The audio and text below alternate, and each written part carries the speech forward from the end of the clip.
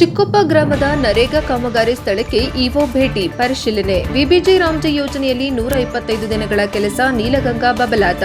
Yelburga NREGA ಯೋಜನೆಯಂತೆಯೇ VBG Ramji ಕೂಡ ಅಕುಶಲ ಕೂಲಿಕಾರರಿಗೆ ನಿರಂತರ ಕೆಲಸ ಇರುವುದರಿಂದ ಯಾವುದೇ ಆತಂಕ ಪಡುವ ಅವಶ್ಯಕತೆ ಇಲ್ಲ.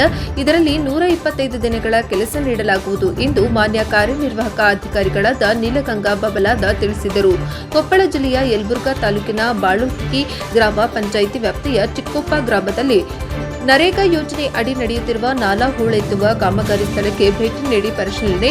ಕೂಲಿಕಾರರನ್ನುದ್ದೇಶಿಸಿ ಮಾತನಾಡಿದ ಅವರು, ಜುಲೈ 1ರಿಂದ ವಿಬಿಜಿ ರಾಮ್ಜಿ ಯೋಜನೆ ಜಾರಿಗೆ ಬರಲಿದ್ದು, ಅದರಲ್ಲೂ ಕೂಡ ನಿರಂತರ ಕೆಲಸ ಲಭ್ಯ ಇರಲಿದೆ.